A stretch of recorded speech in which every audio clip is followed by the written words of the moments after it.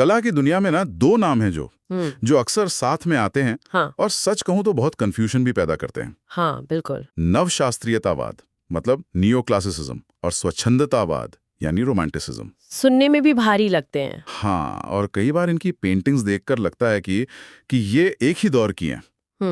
ये एक आम धारणा है। तो आज का मिशन वो एकदम साफ है। हमारे पास कुछ बेहतरीन नोट्स और रिसर्च हैं हाँ जो इन दोनों स्टाइल्स की डीएनए को समझने में हमारी मदद करेंगे। बिल्कुल। हम ये जानने की कोशिश करेंगे कि ये सिर्फ पेंटिंग करने के अलग अलग तरीके नहीं थे, बल्कि दुनिया को देखने के दो बिल्कुल अलग चश्मे थे। सही कहा।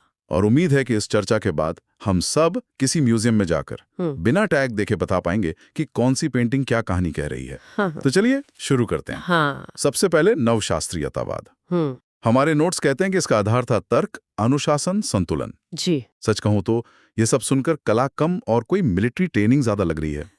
इतना सख्त क्यों था ये स्टाइल? आपका कहना बिल्कुल सही है। ये वाकई में एक बहुत ही अनुशासित आंदोलन था। लेकिन इसके पीछे एक बड़ी वजह थी। सोचिए, ये 18वीं सदी के मध्य में शुरू हुआ। उस दौर से ठीक पहले कला बहुत ज्यादा सजावटी, चंचल और एक तरह से हल्की फुल्की हो गई थी। अच्छा। उसे रोकोको स्टाइल कहते हैं। तो नवशास्त्रीयतावाद उस हल्केपन के खिलाफ एक रिएक्शन था।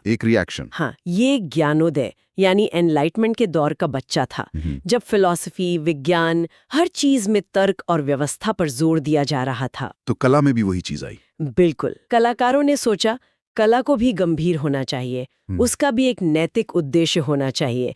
ये कला के लिए एक तरह का रीसेट बटन था। तो ये एक तरह की सफाई थी, मतलब फालतू की सजावट हटाओ और मतलब की बात करो। एग्जैक्टली। तो ये तर्क और अनुशासन एक पेंटिंग में दिखता कैसे है?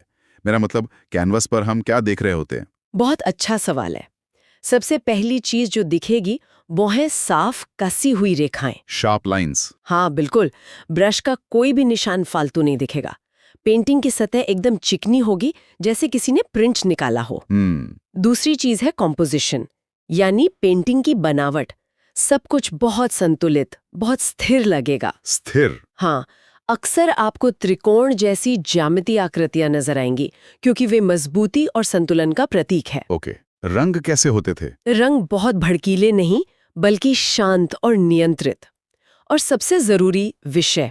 हाँ, विषय। ये पेंटिंग्स अक्सर ग्रीक और रोमन इतिहास या पौराणिक कथाओं से ली गई कहानियां दिखाती थीं। अच्छा। जहां हीरो अपनी भावनाओं पर काबू पाकर देश या कर्तव्य के लिए कुर्बानी देते हैं। हमारे नोट्स में जैक्स लुई डेविड की एक पेंटिंग का जिक्र है, ओथ ऑफ द होराइशियाई। मैं इसे अभी देख रहा हूँ और हाँ, आप जो कह रही हैं वो सब इसमें है।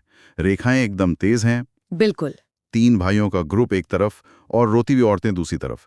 सब कुछ बहुत स्टेज पर रखे नाटक जैसा लग रहा है। सही पकड़ा। इसकी कहानी क्या है? ये पेंटिंग तो नवशास्त्रीयतावाद का पोस्टर बॉय है।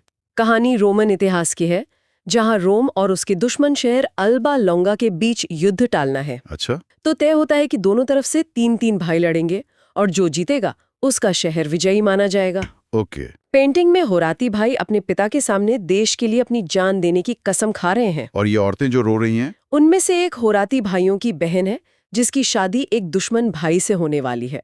तो पेंटिंग सीधे सीधे एक सवाल पूछ रही है, परिवार बड़ा है या देश? भावनाएं बड़ी हैं या कर्तव्य? और नवशास्त्रीयतावाद का जवाब एकदम साफ है, कर्तव्य। वाह! तो ये सिर्फ एक सुंदर तस्वीर नहीं है, ये एक राजनीतिक और नैतिक बयान है। बिल्कुल। लेकिन एक मिनट, हमारे नोट्स में एक और कलाकार का नाम है, जॉन ऑगस्ट डोमिनिक एंग्रे, जिन्हें इंग्रिस कहते हैं। हाँ, एंग्रे। उनकी एक पेंटिंग है ग्रांड ओडलस्क। इसमें एक औरत लेटी हुई है जिसकी पीठ अजीब तरह से लंबी लग रही है। ये आदर्श कैसे हुआ? ये तो असलियत से भी ज्यादा अजीब है। ये एक बेहतरीन ऑब्जर्वेशन है और ये नवशास्त्रीयतावाद के एक और गहरे पहलू को दिखाता है। वो क्या? यहाँ आदर्श का मतलब यथार्थवादी या रियलिस्टिक नहीं है। अच्छा। इसका मतलब है सौंदर्य के एक विचार को उसकी पराकाष्ठा तक ले जाना। एंग्रे के लिए एक लंबी घुमावदार रेखा ज्यादा सुंदर और सुरुचिपूर्ण थी, भले ही वो शारीरिक रूप से सही ना हो। उनका लक्ष्य एक परफेक्ट शरीर बनाना नहीं था, उनका लक्ष्य था एक परफेक्ट बहने वाली लाइन बनाना। तो मतलब असलियत से कोई लेना देना नहीं था, बस सुंदरता से था। हाँ, एक खास तरह की सुंदरता से। तो नवशास्त्रीयतावाद में आदर्श का मतलब है तर्क और नियमों के जरिए सौंदर्य को परफेक्ट करना। ठीक है, अब समझ में आया। तो ये सब कुछ नियंत्रण, तर्क, साफ सुथरी रेखाओं और बड़े बड़े नैतिक संदेशों के बारे में है। सच कहूं तो ये बहुत प्रभावशाली है, लेकिन थोड़ा ठंडा और मशीनी भी लगता है। हाँ, ये आलोचना होती है इसकी। मुझे हैरानी होगी अगर उस दौर के कुछ कलाकार इस सब से ऊब नहीं गए होंगे और कुछ तूफानी करने का नहीं सोच रहे होंगे। और आपकी हैरानी बिल्कुल सही है। सच में हाँ, यही हुआ भी। हर क्रिया की प्रतिक्रिया होती है ना? बिल्कुल। नवशास्त्रीयतावाद के इस कठोर अनुशासन और तार्किक दुनिया के खिलाफ एक ज्वालामुखी फटा।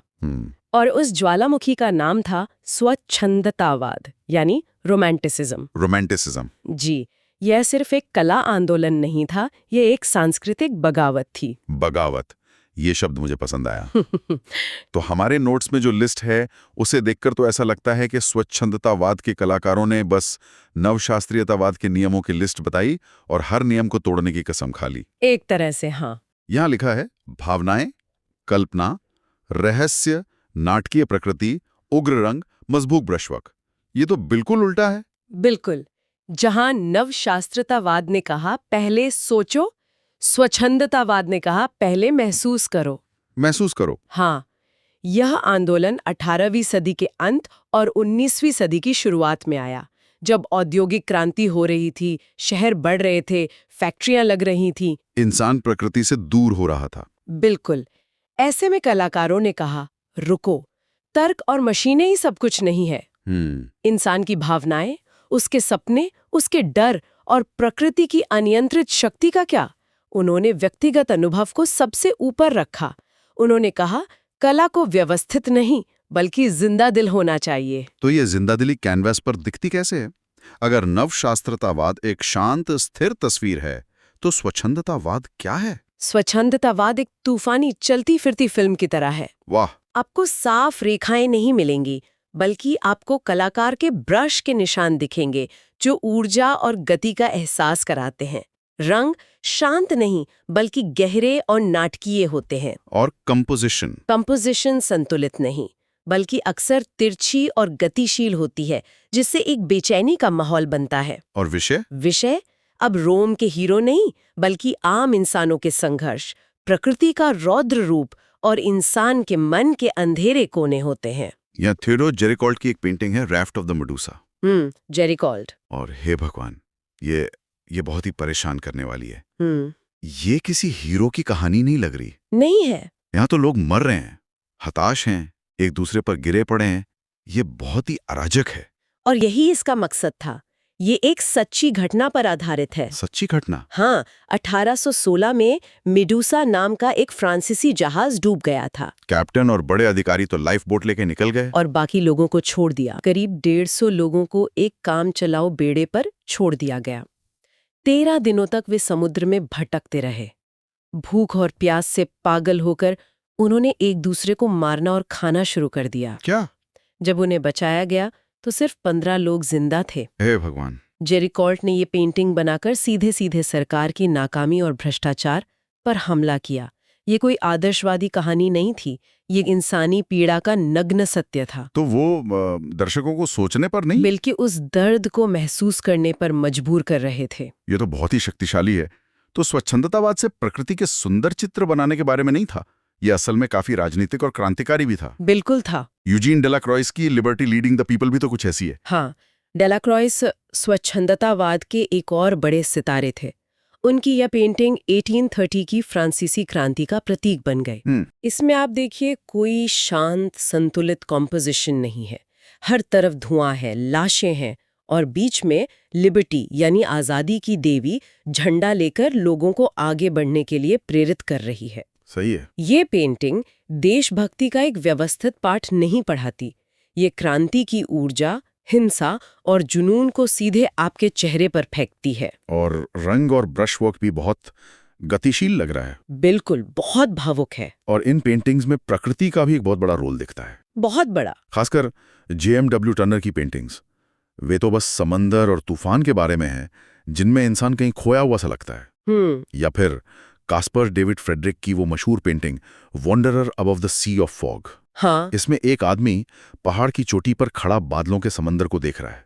ये क्या कॉन्सेप्ट है? ये स्वच्छंदतावाद का एक बहुत ही जरूरी आइडिया है, जिसे सबलाइम कहते हैं। सबलाइम? हाँ, सबलाइम का मतलब सिर्फ खूबसूरत नहीं है। ये वो एहसास है जो आपको तब होता है जब आप प्रकृति की विशाल, शक्तिशाली और थोड़ी डरावनी शक्ति का सामना करते हैं। जैसे किसी पहाड़ के किनारे खड़े होना। बिल्कुल। या समुद्र में एक भयंकर तूफान देखना। उस पल आपको अपनी औकात का पता चलता है कि हम कितने छोटे हैं। हाँ, और प्रकृति कितनी महान और अनियंत्रित है। इस एहसास में डल भी है और एक अजीब सा रोमांच और आजादी भी। अच्छा। स्वच्छंदतावादी कलाकारों के लिए यह एहसास तर्क से कहीं ज्यादा गहरा और सच्चा था। ये प्रकृति के सामने इंसान के अहंकार को तोड़ने जैसा था। ठीक है, अब मेरे दिमाग में ये दोनों दुनियाएं थोड़ी साफ हो रही हैं। अच्छा। एक तरफ नवशास्त्रीयवाद है, जो एक शांत, साफ सुथरे कमरे की तरह है, जहां हर चीज अपनी जगह पर है और एक मकसद पूरा कर रही है। और दूसरी तरफ स्वच्छंदतावाद है, जो एक जंगली, तूफानी जंगल की तरह है, जहां कुछ भी हो सकता है और जो आपको अभिभूत कर देता है। क्या बात है, बहुत अच्छा सारांश है। तो फिर अगर मुझे म्यूजियम में इन दोनों के बीच फैसला करना हो, तो सबसे आसान तरीका क्या होगा? कोई 1 सेकंड टेस्ट जैसा कुछ? एक बहुत अच्छा 1 सेकंड टेस्ट है। बताइए।